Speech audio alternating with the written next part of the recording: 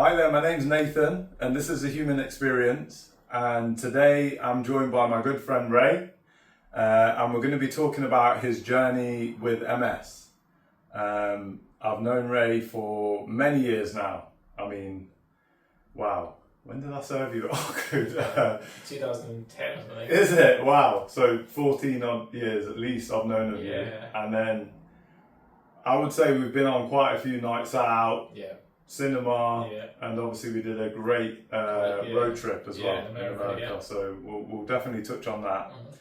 But yeah, I just wanted to get out there some of the information about MS, because I know there's a lot of people online that have given their account, but I wanted to ask Ray, as someone who has been his friend and observed his journey, like what it was really like. And sometimes we probably haven't even spoken about this directly, but we have had conversations obviously along the way. But Ray, I feel like you're such a strong character, and I know we all kind of have that kind of veil of like, we're getting on fine, like you ask how someone is and they say fine, but there's always that kind of what's going on underneath everything, do you know what I mean? And none of us portray that online very well anyway.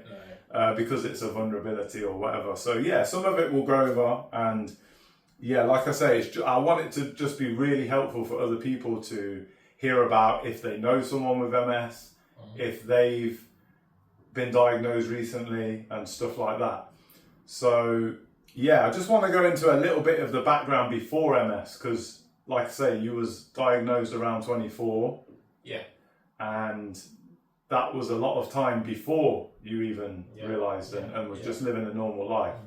So yeah, initially your family and yourself, you were born in Malawi. Yeah. And how long were you there, and when did you come to the UK? So, born in Malawi, lived there until I was about 4.5. Okay. But then my family, things weren't very good in Africa, so my granddad decided to move the family to England.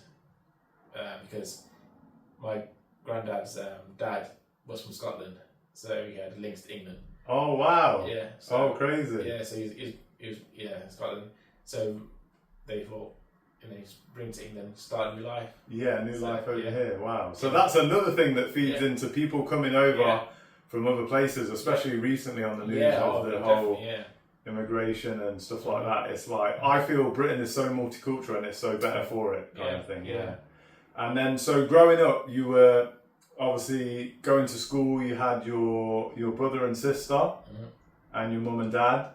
And yeah, what was it like growing up? What were you into? What sort of things were you into? So I wasn't really. So I was more of a quiet person. So I've been more into like gadgets and things and electronics, and so. And the only sport I liked was basketball. Okay. That's growing up, yeah. In school, we used to play after the teachers let us have the hall after school, the basketball hall, and we used to play there for hours. Yeah. And then I was into like computers and things. So which has continued, yeah. I'm into gadgets and things all the time. Yeah. And tech, definitely. Yeah, nice. And so yeah, you went to school, everything was, like you say, you were a quiet kid, but you loved basketball and you was getting on with that. And then obviously, what did you do after school? Did you go to college? And then So at school I didn't do it very well because I just wasn't good at academic. I wasn't good at the math side and English side and everything, so I didn't do very well. So I went to college to get some more GCSEs and things that I needed, qualification. I think I got NVQ and BTECs and things. Okay. In college, Yeah. And then you went on to uni, right? I did, So I managed to get enough points to go to uni. And I went to Leeds Metropolitan. Okay. And then because I was into computers, I went into I did the IT. I started the IT degree. Yeah. I just got into the lifestyle of uni and going out and being free. Yeah. So I didn't put the work in. And then at university is where some symptoms started to start with my MS, but I didn't know that it was. Yeah, so wow, it was at uni. So you Yeah. was away from home. Yeah. What, in the dorms was Yeah. it? Yeah, like in the the first year of dorms, and the second Yeah. year we got some of my friends, we got like a terrace house. Oh, okay. Yeah. And that's the first time ever you've noticed Yeah, so something was happening. so with yourself. so it was a couple of years in, Mhm.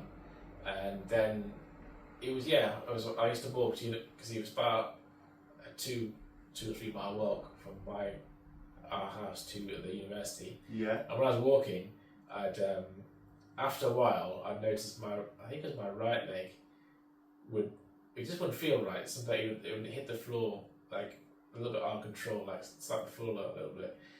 And I was thinking that's a bit strange. Mm-hmm. And then my walking would be a bit weird, and I didn't think anything of it really. I thought. Was you almost? Did you make a kind of reason up in your head as to what? Yeah. I thought, oh, maybe my leg's just tired, or You kind of dismiss it, I imagine. Yeah. Because it happened a few times after walking a lot, and I thought I should have gone then to maybe have tests or something, but I didn't. Yeah. And then, okay, just again, because it's useful for people that don't know you and don't know your journey, like, what kind of timescale then was it from that initial, I would say, I think that's like your gait changed as in you're walking. Would it come and go? Yeah, it would come and go. So after I rested, it would be alright, and then it would only be after I walked another long distance again that would happen again. And then between that period and then what would be another progression? Like what was another key kind of point? And then so the next thing would be so then I met somebody when I came back to Leicester once, and she works at the hospital. She was like a healthcare assistant. Oh, okay.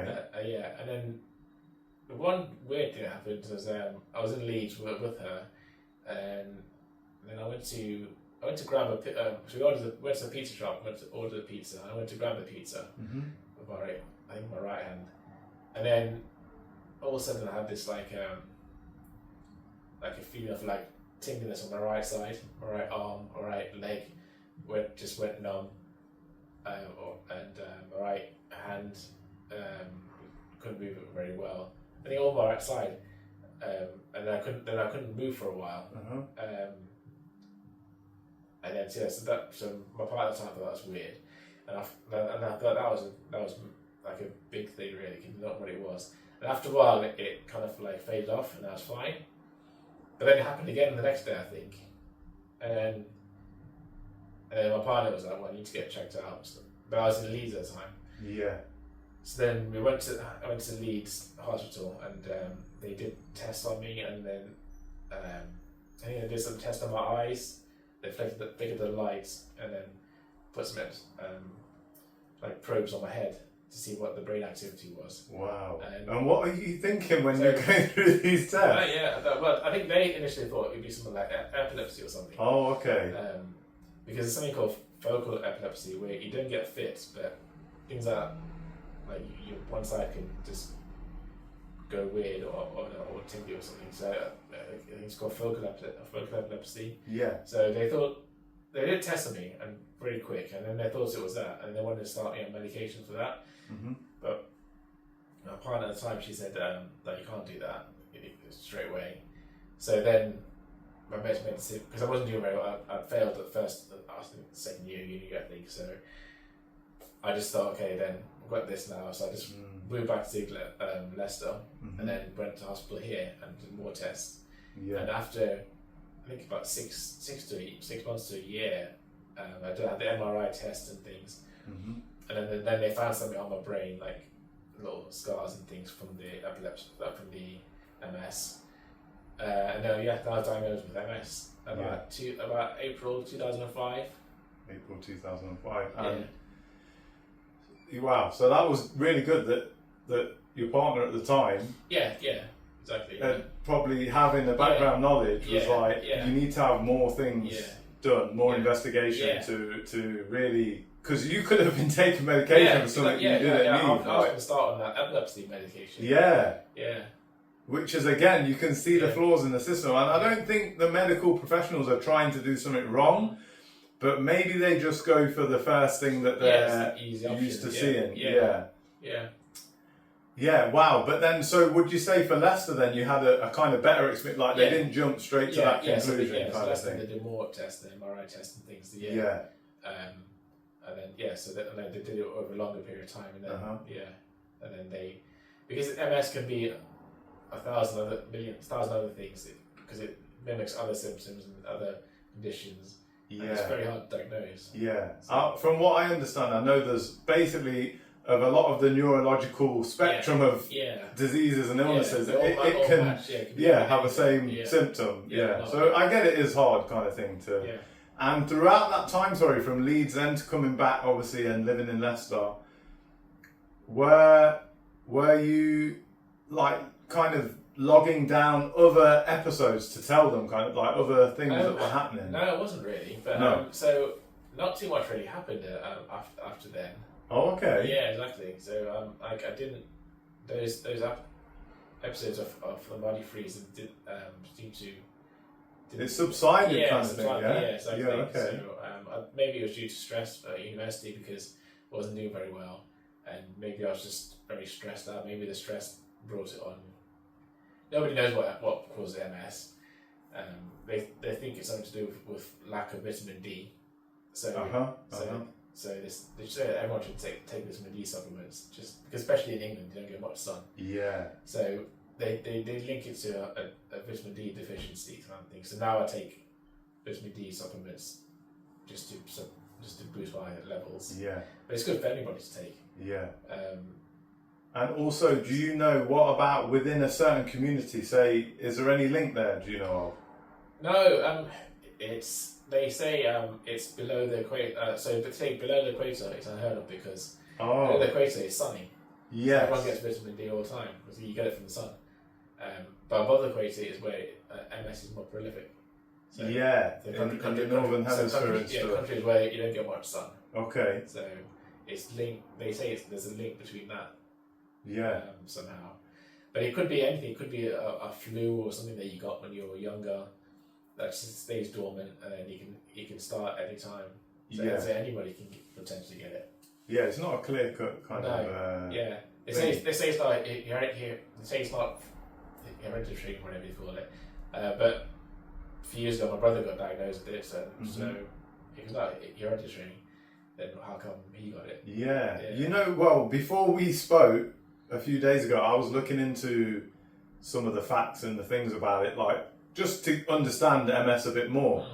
And they were saying, one of the things I remember is that there was a certain percentage of someone having it in the population, for example, which I can't remember the stat off the top of my head, but if a parent or sibling had it, that meant that person had a higher percent. It was like a 1% chance increase of getting it. Yeah, if they had a sibling or a parent with it. Yeah. Which again kind of fits in with other, whether it's, they're saying now with the dementia, the Huntington's, different diseases are meant to have a little bit of a factor. It's not a clear cut, but it's like, it might add to the likelihood, Yeah.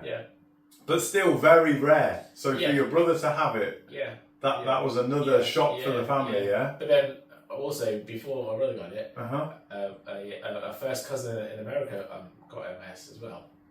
So I've got a first cousin on my dad's side. Okay. In America who had it, who got I think around probably about 2015. I think around about they got diagnosed in 2016. So now I've got a first cousin and a brother. Yeah. And it seems out of the percentage that it is in the world, it's like that's quite a coincidence or like the fact that it's linked. Yeah, and also they moved from Africa and then they moved to America. But, But in saying that, they moved to California, which is sunny. So which again then that's with the cause, then you're like up in the air again to say there might be a lot of environmental factors at play. So you got diagnosed 2005, was it? Yeah. And then what happens then from an MS perspective of like someone being diagnosed themselves? What would they expect to happen then? Is it straight to medication? No, because it could be. So I did go straight to medication, but then it can be different for everybody. So when I diagnosed, there's different levels of MS. Mm-hmm. There's one called relapsing remitting, which is the one where you get relapses, and then so you get something going wrong for a while. Maybe like a leg stops working, or you go blind in one eye or something, or you have different sensations really badly, and then after a while it subsides, and then you can go back almost normal, but not perfectly. Yeah. So that's called relapsing remitting. So you relapse, then you remit, and then the secondary, which is the one that I've moved on to, which just gradually gets worse over time. Uh-huh. And it's primary, which is the worst one. That primary can like completely disable you completely. But that normally people get that when they're older if you get actually diagnosed. But then so it just depends which one they diagnose you with. So I got diagnosed with relapsing remitting. Yes. And then the medication at the time, which is 2005, was I had to inject myself three times a week with this. They call it DMD. It's like disease modifying drugs. So basically, it's with MS, it's your body attacking itself. Mm-hmm. So it's your body attacking your nerves. You've got covering on your nerves. Yes. For the myelin sheath, which covers your nerves, and the MS for some reason it attacks that covering, and then that heals, which causes a little scar, like you can't see like a microscopic scar. Yeah. And then happens again, and then another scar. And that's why it's called multiple sclerosis, multiple scars. And then in the end, that nerve gets attacked so much that it either the myelin gets so damaged, and then the inside of the nerves basically short together, and that's why the signals don't get there. So the signal from my brain doesn't get to my legs probably because somewhere along the line the wires are being shorted and attacked. Yes. So yeah. So that's basically what MS is. Yeah, and I know, because again, knowing you from that time initially of you being diagnosed, or a little bit after, and watching the progression, you wouldn't necessarily know. Like when I'm with you and there's other people around us that maybe don't know you, it's like you look now, like you train a lot, so you look pretty fit. It's not like people might think that you would be drawn and you lose your muscle mass and all that, but because like you say, it's affecting the nerves, sometimes from the outside you can't tell. No, you can't, Do you know what I mean? That anything's going on. And initially you was obviously went to a crutch. Yeah. So it's hard to affect because it's a so on my MRI scan I've got like scars on my brain for it to attack the parts of my brain, and also on my lower back. That's what affects my legs. So initially it started to affect my walking. I used to be able to walk, and then a lot less. So if I walk to town or walk around town, I would walk for maybe an hour, and then my walking would start to get affected, and I couldn't walk. Yeah. I used to call it. I used to say I ran out of walk because I couldn't. After a while, I couldn't walk that much. So then from then, to get a bit more stable, I started using the crutch. Yeah. For a while, for a few years, and then as my walking got worse and worse, I can. Then I don't know how many years ago now. Well, 8 or 9 years ago, I think. I started using a wheelchair. Yeah. As my walking got a lot worse, then I started using the wheelchair. To get around more, because now I can't. I can get myself up a little bit, and try to hold on to the hook somewhere, but I can't move my legs to walk anywhere. Like I wouldn't be able to walk independently, even 1 or 2 steps. Yeah. Yeah. And I know obviously that's not a nice thing, but like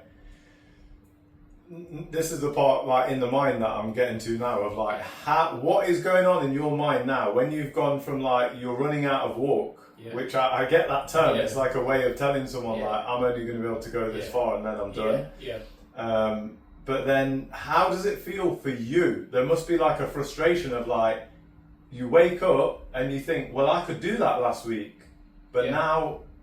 now, no matter how hard I try, I can't do it. Yeah, exactly. Yeah, exactly. It's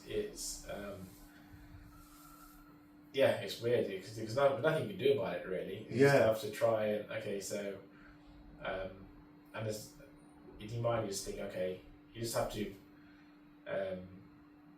try. It's weird. You adapt, I guess. Yeah, is you one just of have the to adapt. things, Yeah, exactly. You just have to adapt. Yeah. Because there's nothing you can do about it. Mm-hmm. And you just have to try and adapt and do different things. Because it always gives you lots of like fatigue, so you have to make sure maybe you rest up enough, or you don't do too much at once sometimes. Yeah. Because the more you do, you've only got a little limited amount of energy, so you've got to make sure what you do, you save energy for the day. Yeah. Because they said, I think one of the analogy was, MS is like you're waking up and your phone's on like 40%. And you've got to get through the whole day kind of thing. Yeah, exactly. Yeah, so you've got to limit. You can't do little stuff on your phone. You've got to limit what you do. That's how you MS. You've got a limited amount of energy for the day. You haven't got 100% like everyone else has. To do everything. Yeah. You've got limited a bit, and then you've got to adapt around that. Limited. And for me, again, looking from the outside, I know it's hard for someone to hear that, but it's like I was super impressed and inspired by how I've seen you adapt, because I've seen you do so many things with MS. Like, you loved basketball, and like it's still here in your life, and like whether you're again observing it, watching it, and being a fan, you also were participating doing the wheelchair basketball for the Leicester Cobras, right? Yeah. So there must have been an element inside you that was like you were determined to carry on doing things that you were doing before in a certain capacity. Yeah, exactly. So around about 2012, I think. I think my sister had found a wheelchair basketball team, Leicester Cobras, and said, "Why don't you go and see if you like it?" So I went along to a session. And I liked it. So now I've been playing basketball ever since. And was that eye-opening in terms of like you probably hadn't considered that sport until you're in a situation to play that sport, exactly, right? Yeah. And at the time I wasn't in a wheelchair. I was in a crutch. But So you were thinking ahead of like, even though I am partly able-bodied to do that, but I'm considering what could I take part in. Yeah. To be on the same level. Obviously, you can strap in a chair whether you can use your legs or not, right? You can play on the team. Wheelchair basketball, you can be able to play, then because I like basketball, so I thought, I can't play the running game anymore. So we'll try the wheelchair game. So then I started playing since then ever since. Yeah, nice. Yeah. Touching on again for people going through this, like, how do you think it's impacted the family? How has it been? With the parents, with the sibling? So it's been it must be difficult for them to see me like that, because I went from being totally able-bodied to now starting to get a bit more disabled and then like in a wheelchair. It must be hard for them to see, but they see that I get on stuff and do everything. I'm not down about it. I'm never depressed about it. Just carry on. Just carry on as do adapt and do everything that I don't normally do. Still drive and everything with an adapted car. Still live on my own. For as long as I can. Still go out and do things. Still. Go out and stuff, to go on holidays and things. I think that's important for people to know that. Again, I'm more so pointing towards the people that are being diagnosed themselves. Like, imagine this very week or this year or whatever, and they're seeing like, wow, so they can realise that yes, you live independently in your flat. You have adapted stuff like your shower room. You have an adapted car. For holidays. Well, when I've known I've been somewhere with you, say on the train, they'll accommodate access. Exactly. Yes, Planes. Planes. Yeah. Remember when on the plane, they went to the door in my wheelchair, and then they have a little aisle wheelchair, and you transfer to that, and they pull you onto the plane. Yeah. Yeah, so they have adaptations like that all the time. Yeah, when I go on train journeys, I have to, like, when you get there, you have to make sure you have to ask somebody there, staff, to say, like, I'm in a wheelchair. Can you get around for me? I'm going on this train, and then when you get to the platform, someone will be there and they'll come to the ramp, get you on and off. Yeah. Same. Yeah, and then air travel is another thing. When you get to the airport, make sure you go to the service desk, and then you tell them, I'm on this flight. I'm in a wheelchair. I'm going to need this assistance, and then sometimes they can help you. Somebody can go with you all the way to the plane, help you get on, and or if you were somebody who can help you, like when I travel with you, you could help me, so you didn't need someone else. Yeah. You just. But I've also done journeys on planes on my own, so you just go there, ask for assistance, and someone will always assist you. They've always accommodated. Yeah, exactly. Is there some way? Obviously, UK seems to be quite helpful in certain ways. Is there other countries you've been? Wow, these are just as good or better. Is there some way you've been really impressed, or? Yeah, so obviously America is very good. Yeah. Yeah, because they're used to it. Not best. No, not best really. I think other some countries can be worse. Like I went to Thailand. On the way to Thailand, we stopped in South Korea, I think. Yeah. And we had to. They didn't take off our wheelchairs. There was 3 of us were in wheelchairs, and they didn't take off our wheelchairs. So that was terrible service there. But yeah, so they weren't very prepared, basically. Well, no, yeah, it was a layover, so they had to take off our wheelchair and give it to us in the layover for about 4 or 5 hours. But they didn't do that, so we were sat in some of these like airport horrible wheelchairs, and we couldn't really get about. So that wasn't very good. But in other countries, it's always been okay. Yeah, I think England is probably one of the better countries for. And was Thailand, if I'm right, that was where either you got the powered wheel or your friend had it and you realised about it? Yeah, but I've had an option for my wheelchair, which was like a little powered front wheel. Yeah, in Thailand, my friend, he just recently got this powered wheel for his wheelchair, and I see that, and then he could put it on, and then you could just go around everywhere quickly. Yeah, so I didn't have it up for my chair at that time, but I thought, that's a quite good thing to have. Yeah. So now I use a power wheelchair quite a lot. The power attachment. If I want to go really far, I'll put it on and use it. Say if I want to go to town or something, or wherever. Yeah. And normally I can just push myself around normally, but if I want to go further or do a bike ride with somebody or whatever, then we done a bike ride with me. Yeah, you can just keep up basically. That's brilliant. We did a bike ride. Yeah, we did. Yeah.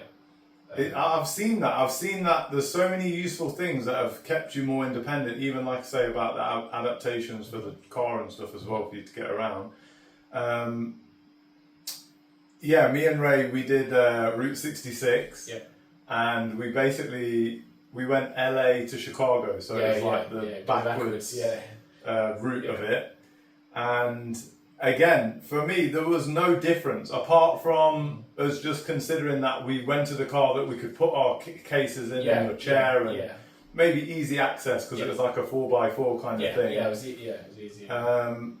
The only thing I think we come across, which wasn't even a fault really, was we went to Antelope Canyon. And obviously the way that natural wonder is, it's on sand. And they couldn't really make a path because they couldn't really do anything to the natural place. But again, the guide, he helped. I remember us just pulling you along in the chair because it was quite difficult to. I think he'd go behind or you go behind and pull my chair. And you just pull through the sand in the cave basically. Because it's like a cave system. It's really, you have to Google it because you can't explain it really. It's amazing. It's like you're in a different world. I'll insert some pictures of us on that trip because that was amazing. That was a good time. But obviously, because remember we called up and we asked them, my friend's in a wheelchair, is accessible. And what did she say to you? I think they were kind of saying like, no, I know. kind of like it's our choice. Yeah. Like if you can, even I don't know if she thought, could you stand a bit or do something? Because she was like, she said no, not really. But we were like, well, why? I was a bit annoyed at like, number one, why is it not included for people with, disabled access, or why did she think you couldn't go? Do you know what I mean? I get that she probably didn't know anyone, and that's the thing I come across, and you must come across a lot of, like, some people are just oblivious of like, oh wow, this place, this toilet has steps into it, or this restaurant has steps into it. Like, how can someone needing disabled access get into it? Yeah.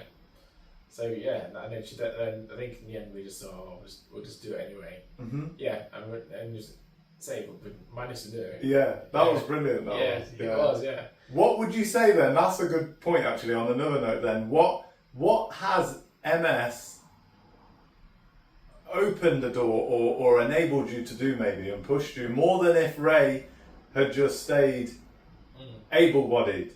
What? Yeah. So I think about 2006 or no. 2008 or 2009. Mm-hmm.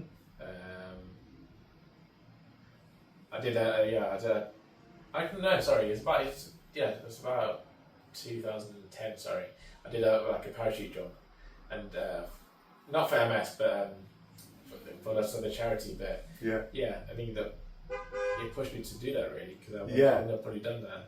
Nice. And I think at the time I was on a crutch, but then I still did that. The parachute jump. Yeah, brilliant. Yeah.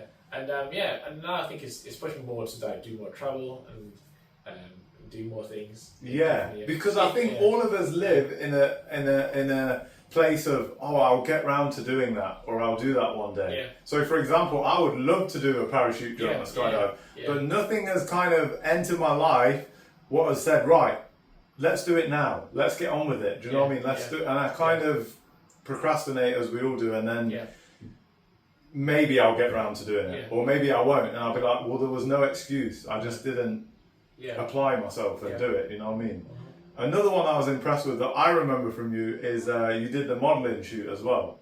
What do you remember who that was for? Because that was so the Models of Diversity. So, so it's I think it's a company which takes on models with not standard able-bodied model, maybe they might have disability or something. So I heard, I don't know where I heard about it. And I went and did a few catwalk shows for them. Yeah, fantastic. A few other bits and stuff for them. Yeah, exactly. Yeah, and again, most people have never done a catwalk. Do you know what I mean? That's cool. Yeah, some modelling shoots and things. Yeah. So I wouldn't have never thought that. Yeah, nice. That before. Yeah. So again, sorry. I'm also trying to get on like the emotional side of it for the people. Like again, we'll go back a bit now from the diagnosis and like going through the symptoms. Like, can you kind of remember what you were actually thinking at the time? Do you know what I mean? Because now you've been through it, but do you recall like how you felt? Yeah. So you kind of like question like why are you going through it? Mm-hmm. But yeah, I didn't. I thought, okay, this has happened and this is it. Just how you move forward now, I think. Yeah. Did you surprise yourself in that regard? Yeah. I mean, it was difficult because I have to inject myself 3 times a week. So my partner at the time used to do it, then we broke up. So then I had to learn to do myself. Okay. And then so that was inject myself 3 times a week. Yeah. But then you just have to adapt and that's what this is how it is, and like nothing I can do about it. I think the worst thing you can do is really kind of research it too much, because if you research online too much, there's lots of rubbish that people put on and can scare you. So the best thing not to do that. just take the advice from the doctors and specialists that you do, that you see, and not try and get too deep into it. Like some people say, follow this diet, don't eat this, don't do that. You just go on as normal. Yeah, because I think some of that, and I get it, people are searching for a cure or the hope of something. Yeah. But it's also can lead, I imagine, I don't know, you might have been exposed. It can force you to do silly things. Or not eat something, or eat too much of something else, or take different pills and things, which is nothing's going to help. Nothing like that, is going to help. It's going to probably make it worse. Yeah. So, yeah. Okay, so initially, like you say, you were a bit like, obviously shocked that it was happening, but you were determined to kind of get on with it. Yeah, exactly. And that's what I've seen always. I've always seen that determination of like, yeah, I'm going to socialise, I'm going to do this. I know people, and it shouldn't even be a thing like that, but that are just living a normalish life and don't suffer these kind of ailments that are like, have their own struggles, you know what I mean? Because you see a physical struggle. So that's why sometimes with the emotional, I was thinking like, what is going on inside the mind to say like, for you, what might be lucky is unfortunately you had MS, but to the people around you, you had such a strong character. And where do you think that has come from? Where has that strength of character come from? I don't know. Maybe it's just, I don't know, maybe it's different parents. I think my mum was quite a strong person. So maybe from her. Yeah. Because I don't. I've never been like depressed about it or anything, because in my mind I think there's no point getting down about it or whatever about it, because there's nothing I can do about it.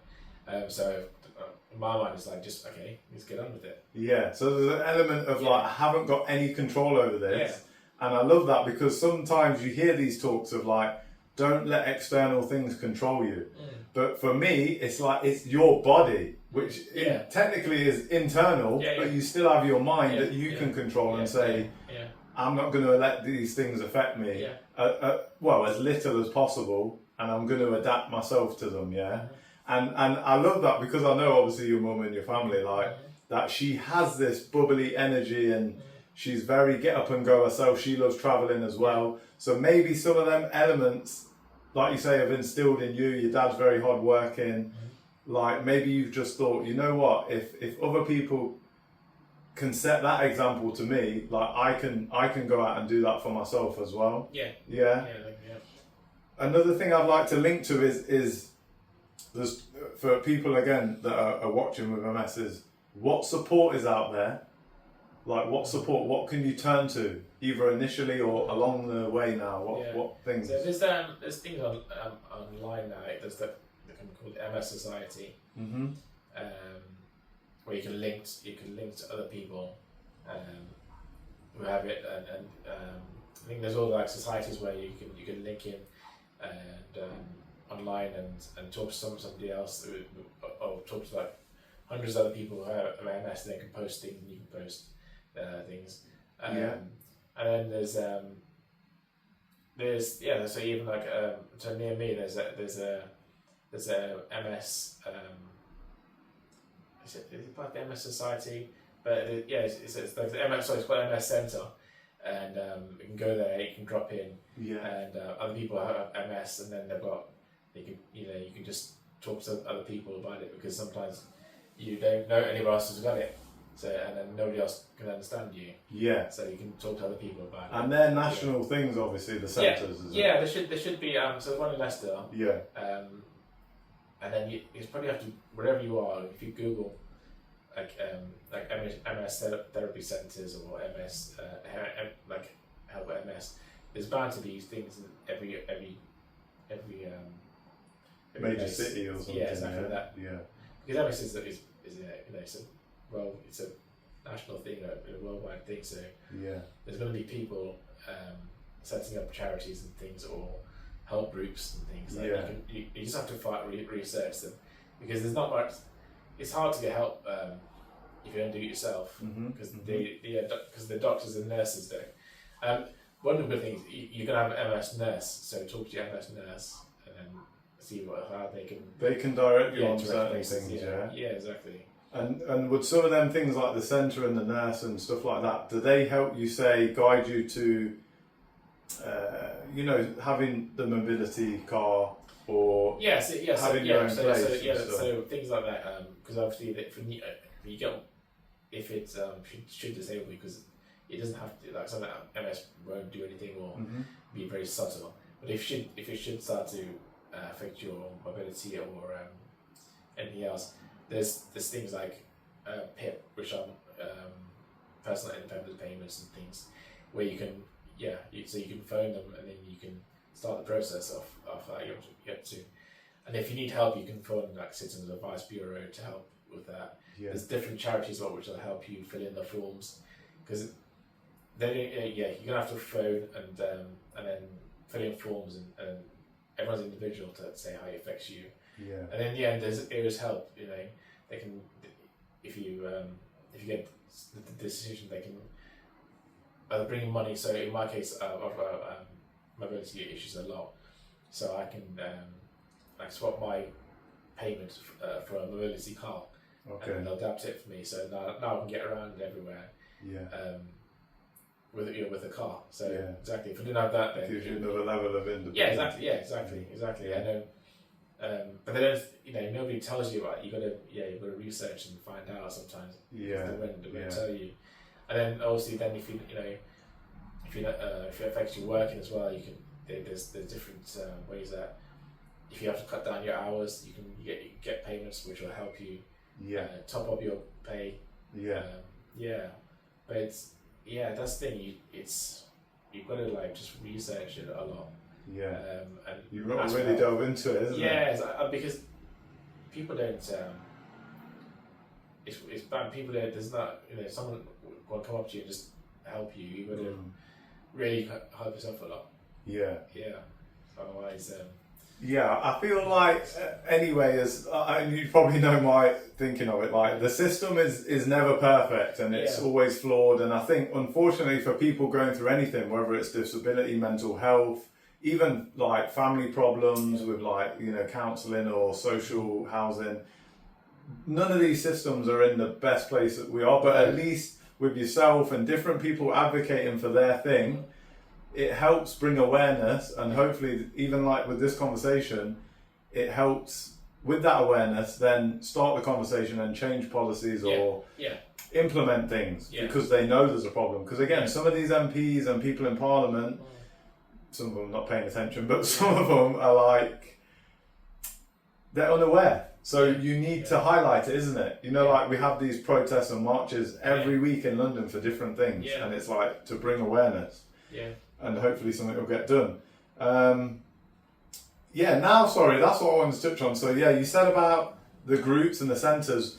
Is there anyone that you've met then through these things that you've shared a story, or you've shared your story or their story with and or got to know and stuff like that, or has helped you out a little bit?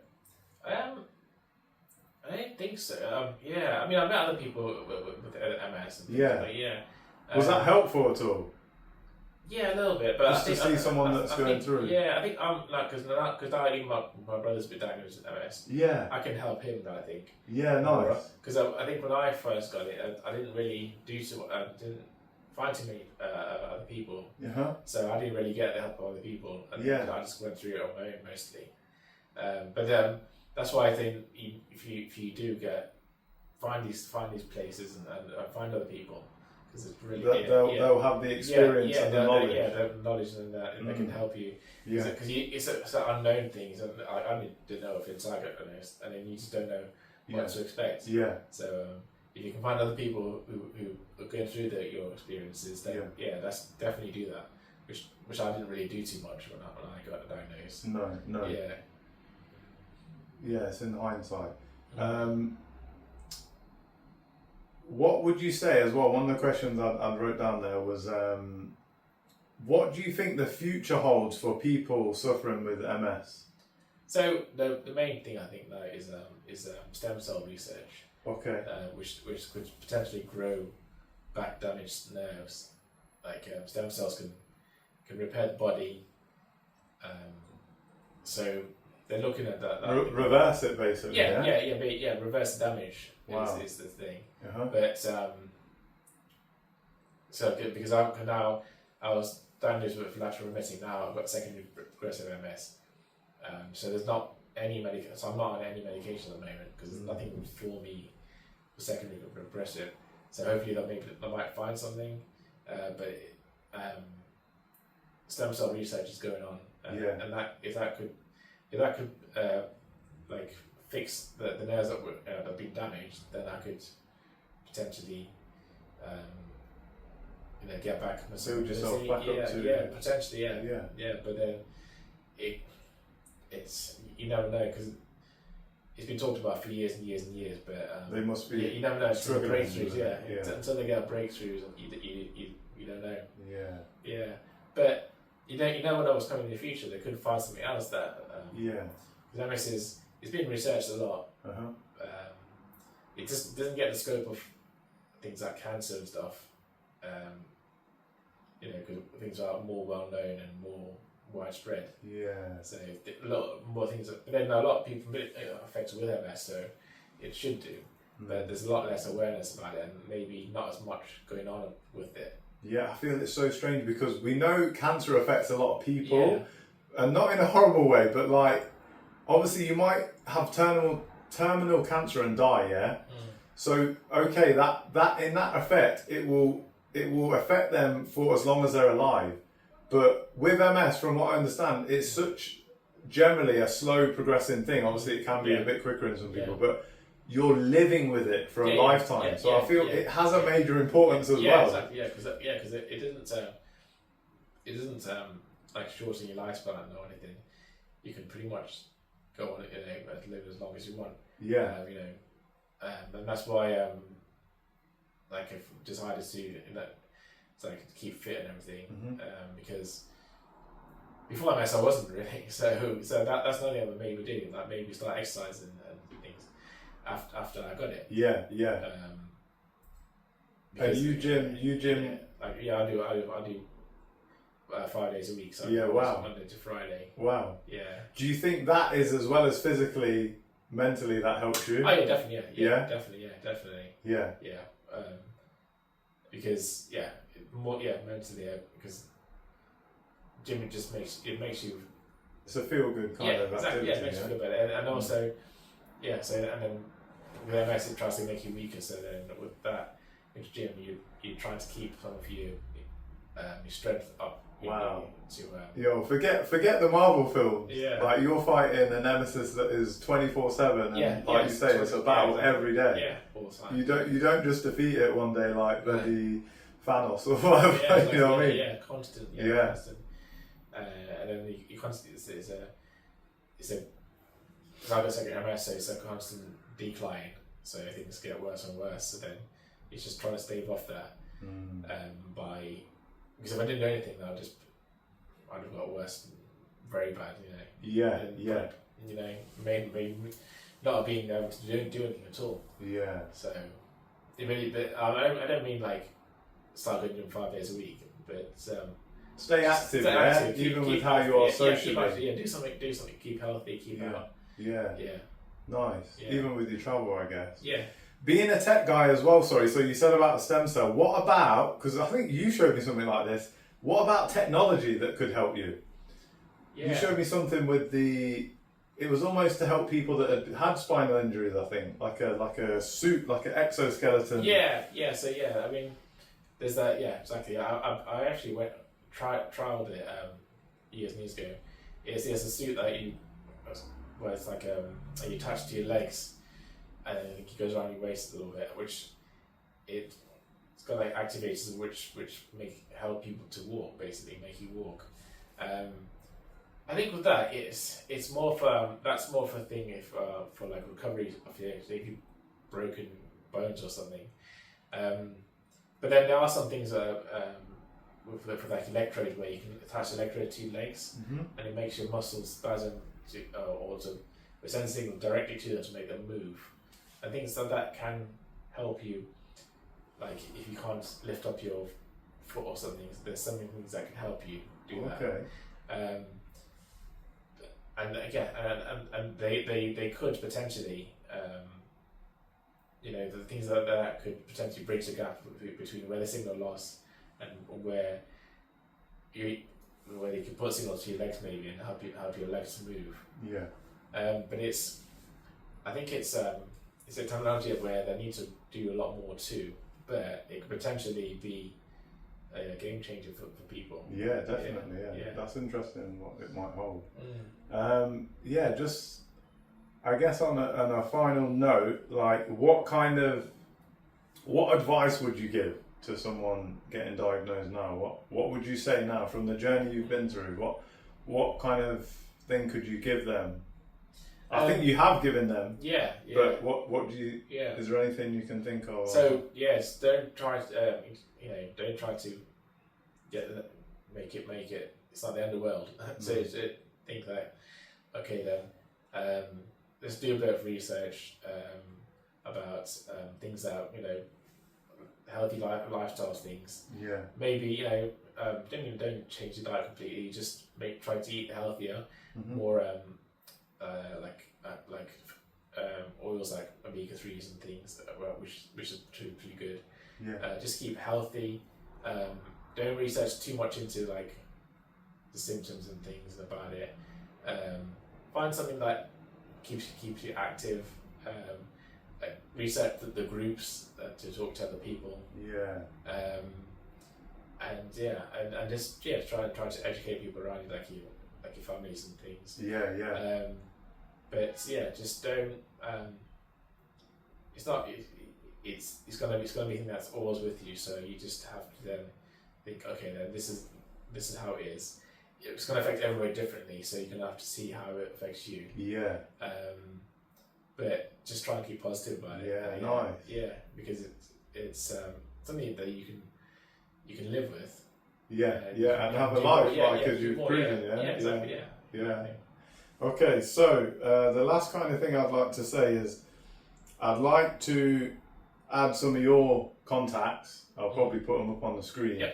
Because I wouldn't say that, again, this is what I like about you, like you're not always like, I have to show you what's going on with my MS, but you're also sometimes almost like documenting it in a short form of like little stories. You might say, oh, I came across this, trying to get into this building, that's not helpful, or this is me trying to, I think you were cooking the other day. Yeah. So it's just nice, I think, for someone to, if they want to follow you, to just see firsthand what you go through day to day, even with your training stuff, the motivational stuff.